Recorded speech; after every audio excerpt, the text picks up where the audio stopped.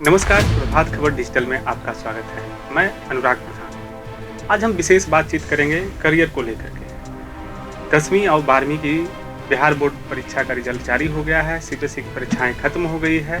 CBSE का 10वीं और 12वीं का रिजल्ट 15 मई को जारी होगा। लेकिन इस बीच 10वीं के बाद करियर ऑप्शन क्या है, इसके लिए विशेष बातचीत करने के लिए हमारे साथ स्टूडियो में गोल इंस्टीट्यूट के असिस्टेंट डायरेक्टर रंजय सिंह मौजूद हैं। आइए जानते हैं उनसे कि 10वीं के बाद क्या क्या करियर ऑप्शन है।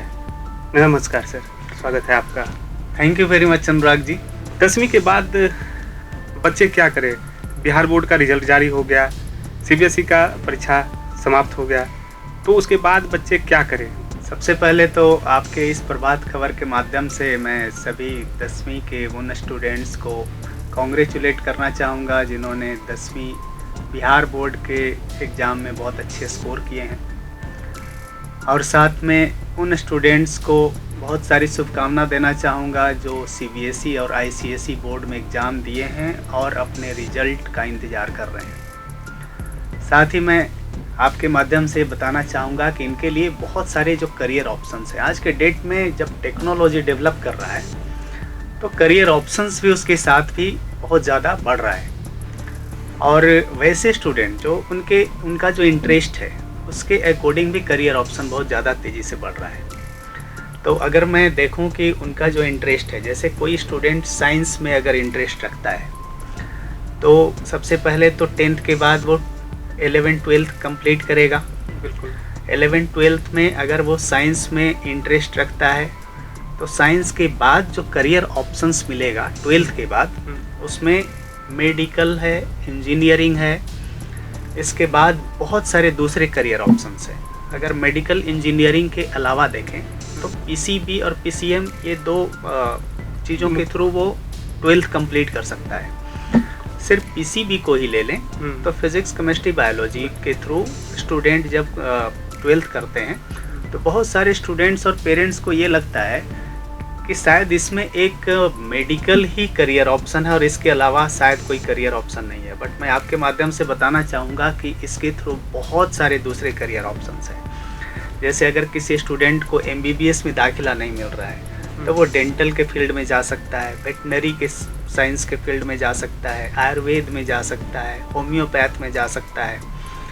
इसके अलावा आज के डेट में एग्रीकल्चर फील्ड है, जो कि एग्रीकल्चर के फील्ड में बहुत सारे अच्छे ऑप्शंस हैं जिसके थ्रू स्टूडेंट साइंटिस्ट बन सकते हैं। जैसे कि आज के डेट में आप हाइब्रिड बहुत सारे जो फ्रूट्स खाते हैं, हाइब्रिड बहुत सारे वेजिटेबल्स खाते हैं, उन हाइब्रिड वेजिटेबल्स को बनाने में जो एग्रीकल्चर में जो लोग पढ़ाई करते हैं वो साइंटिस्ट जब बनते हैं तो वही लोग इन चीज़ों के, इन क्रॉप्स के प्रोडक्शन को बढ़ाने में हेल्प करते हैं। इसके अलावा फिजियोथेरेपिस्ट बन सकते हैं, इसके अलावा लैब टेक्नीशियन बन सकते हैं, ओटी असिस्टेंट बन सकते हैं, नर्सिंग में जा सकते हैं। इसके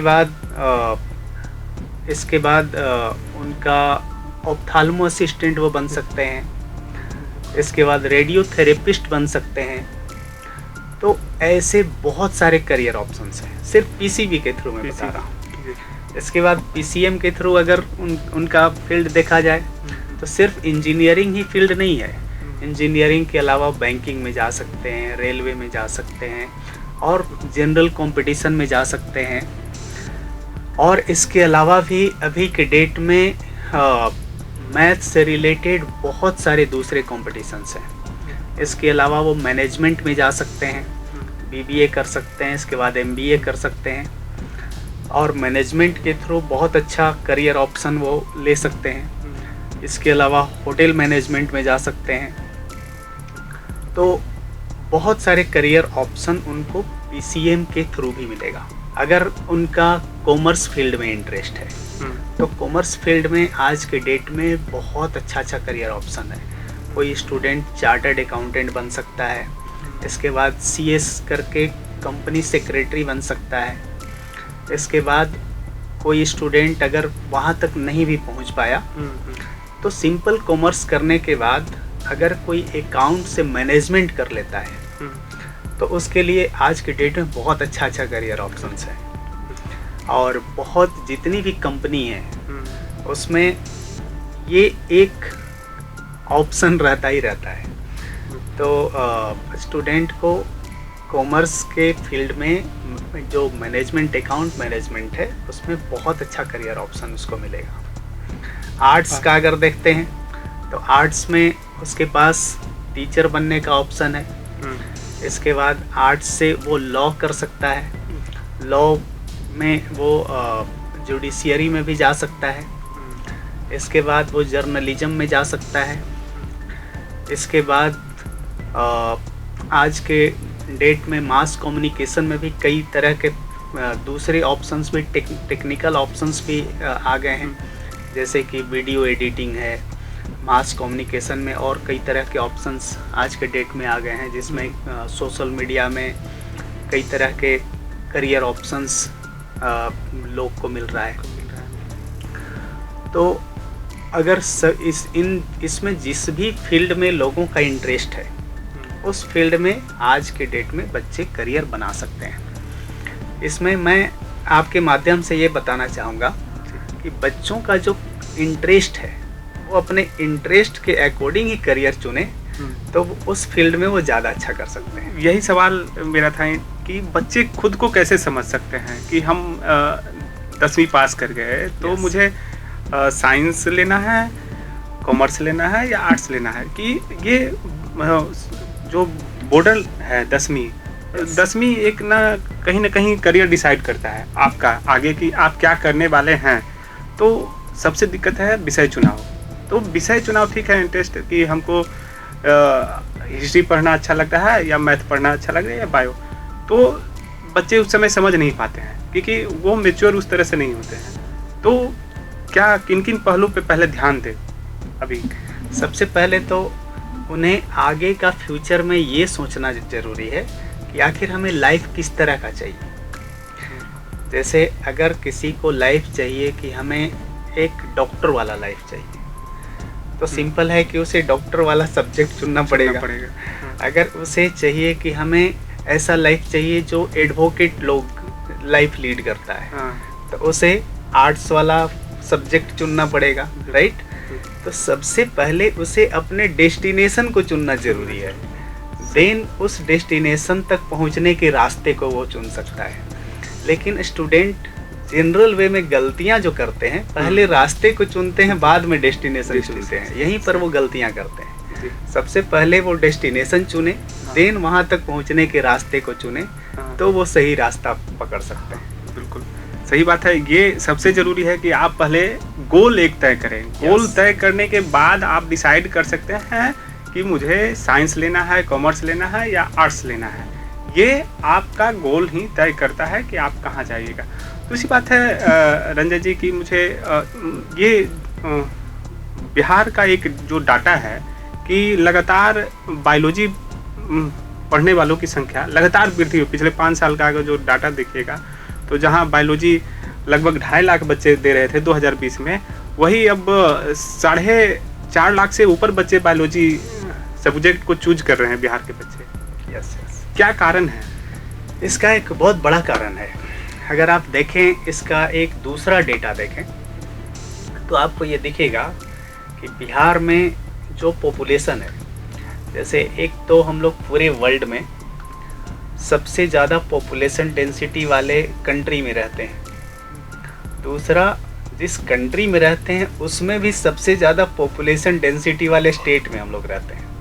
तो यहाँ का पॉपुलेशन डेंसिटी बहुत ज़्यादा है, और इस पॉपुलेशन डेंसिटी के अकॉर्डिंग जो मेडिकल प्रोफेशनल्स हैं उसका नंबर बहुत ज़्यादा कम है।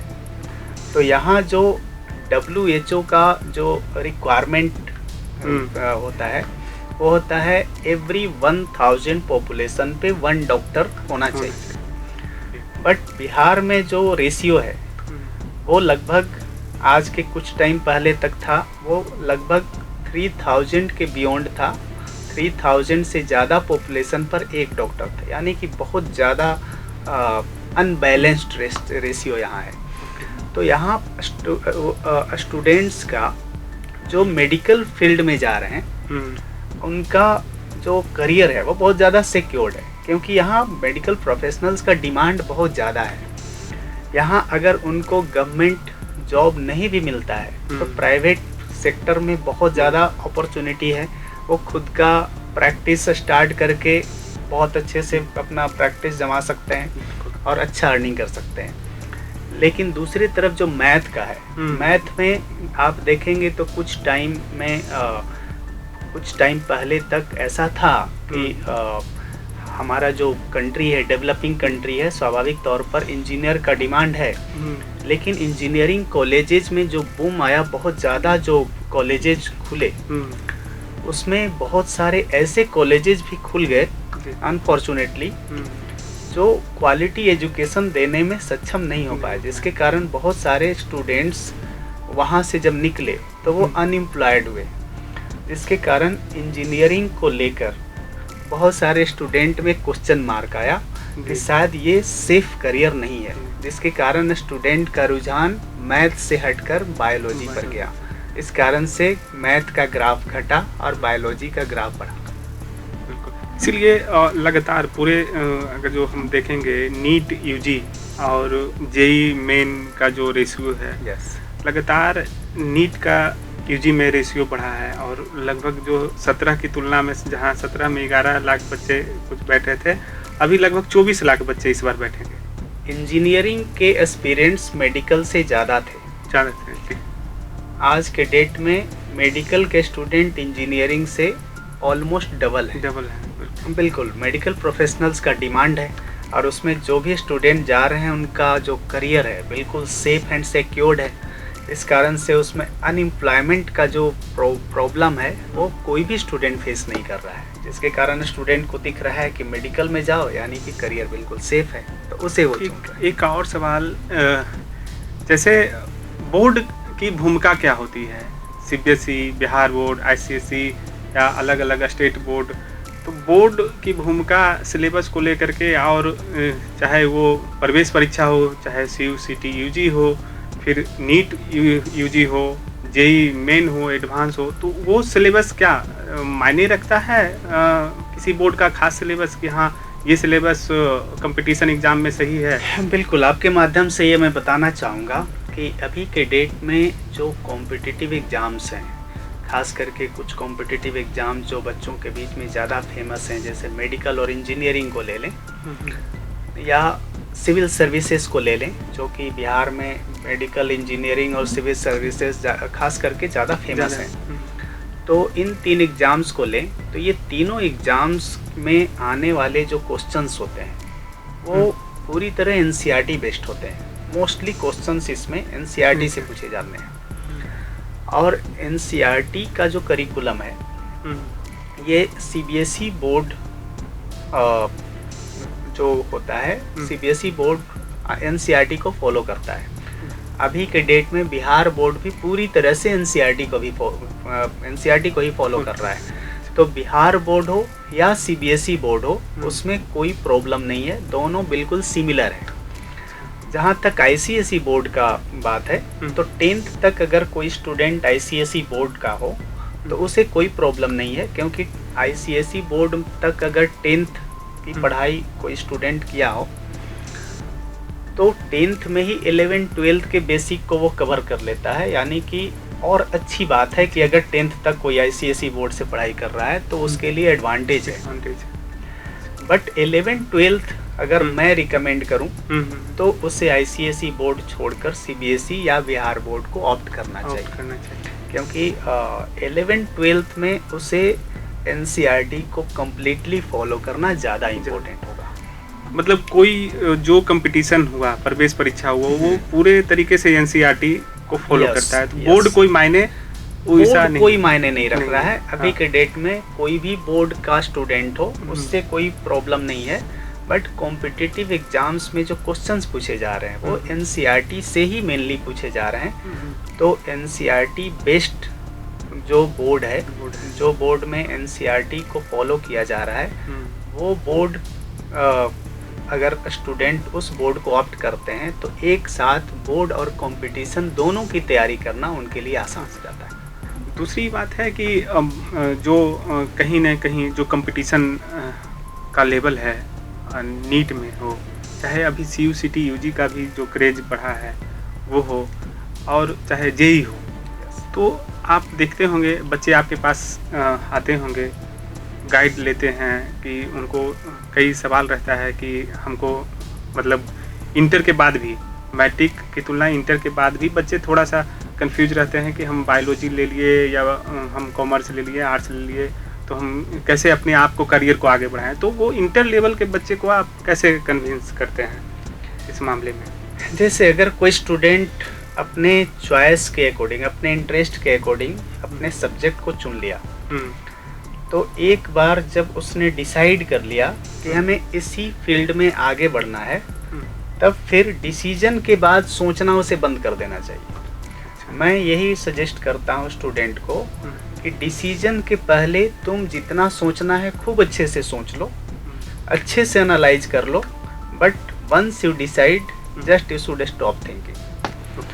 और जब डिसाइड कर लो तो फिर सोचो कि हमने बेस्ट डिसीजन लिया है, और फिर विदाउट डेविएशन उस रास्ते पर आगे बढ़ो, पूरी तरह से डिटरमाइंड होकर, ट्रस्ट के साथ कि हमें इसी में सफलता मिलेगा। जो बच्चे कम नंबर लाते हैं बोर्ड में, चाहे 10th हो या 12th हो, तो थोड़ा-सा वो घबरा जाते हैं, उनके लिए क्या आप मैसेज देना चाहते हैं? मैं तो ये कहना चाहूँगा कि हमारे पास एक नहीं बहुत सारे एग्जाम्पल्स ऐसे होते हैं। मैं आपको बताऊँ कि ऐसे हमारे पास स्टूडेंट होते हैं जिनका 60% मार्क्स ना आने की वजह से वो एम्स का फॉर्म अप्लाई नहीं कर सकते, लेकिन वो इंडिया के टॉप 10 मेडिकल में जाते हैं। एम्स नहीं जा पाते क्योंकि वो एम्स में नहीं अप्लाई कर सकते, बट इंडिया के टॉप 10 मेडिकल में पहुंचते हैं। और ऐसे स्टूडेंट जो 90% से ज़्यादा मार्क्स लाते हैं बट वो कंपटीशन में कहीं नहीं टिकते। तो कंडीशन ये है कि बोर्ड का मार्क्स ठीक है कि एक लेवल तक इम्पोर्टेंट है, बट ऐसा इम्पोर्टेंट नहीं है कि बोर्ड का मार्क्स अच्छा नहीं आया तो अब हम कुछ नहीं कर सकते, ऐसा बिल्कुल नहीं है। बोर्ड का मार्क्स कंपटीशन में, खास करके 10th बोर्ड का मार्क्स का कोई उतना वेटेज नहीं है। और वैसे स्टूडेंट जो फर्स्ट डिवीज़न भी नहीं लाए, वैसे स्टूडेंट जो सेकंड डिवीज़न भी हैं, वो भी बहुत अच्छा कर सकते हैं, और कम मार्क्स लाने से उनको कोई किसी भी तरह का कंपटीशन में कोई परेशानी होने नहीं जा रहा है। हाँ, 12th बोर्ड की अगर बात करें तो 12th में कुछ कंपटीशन ऐसा है जिसमें बोर्ड मार्क्स का वेटेज है। खास करके अगर जेईई की बात करें तो उसमें बोर्ड मार्क्स का वेटेज है, जिसमें उसके लिए एलिजिबिलिटी क्राइटेरिया डिसाइड किया गया है, तो वो एक अलग पॉइंट है। लेकिन 10th की अगर बात किया जाए तो वो कोई मायने नहीं रखता है। तो खास करके, और ये भी मैं कहना चाहूँगा आपके माध्यम से कि बिल्कुल ऑर्डिनरी स्टूडेंट भी एक्स्ट्रा ऑर्डिनरी रिजल्ट लाते हैं। ये भी मैं देखता हूँ कि वैसे स्टूडेंट जो 10th में बिल्कुल ऑर्डिनरी बैकग्राउंड के हैं, वो उनका आईक्यू भी बहुत लो है, उनका बैकग्राउंड भी बहुत कमज़ोर है, उन्होंने पढ़ाई भी बहुत कम की है, बट 10th के बाद जब उनके अंदर कुछ ऐसा स्पार्क आता है, उन्हें लगता है कि yes I have to do something extra, और वो जब एक बार डिसाइड करते हैं, बहुत अच्छा करने की कोशिश करते हैं, तो वो फिर 11th-12th में बहुत अच्छा कर लेते हैं और वो बहुत एक्स्ट्राऑर्डिनरी रिजल्ट लेके सामने आते हैं। तो आज के करियर सेशन में जो महत्वपूर्ण बातें उभर करके सामने आई कि आप पहले एक गोल तय करें, गोल तय करने के बाद उस पर मेहनत करें, मेहनत लगन आपको आपकी मंजिल तक पहुंचाएगी। और अगर जो बच्चे हिंदी मीडियम के हों या अंग्रेजी मीडियम के हों, तो वो कंपटीशन में बच्चे को लैंग्वेज मतलब अंग्रेजी हिंदी से मैटर नहीं करता है, चाहे हिंदी के बच्चे हो अंग्रेजी के बच्चे हो, कंपटीशन एग्ज़ाम में सब बेहतर कर सकते हैं। आत्म बल मजबूत रखें और अपने आप को आगे ले जाएं। इसी के साथ आज हमारे साथ रंजय जी का स्वागत है कि उन्होंने बच्चे को बेहतर टिप्स दिया, और इसी तरह से आगे भी आपको हम करियर गाइड को लेकर के आपको अलग अलग टॉपिक, अलग अलग सब्जेक्ट पे एक्सपर्ट से बातें करवाएंगे। बने रहिए प्रभात खबर के साथ। प्रभातखबर.com विश्वास वही, रफ्तार नहीं।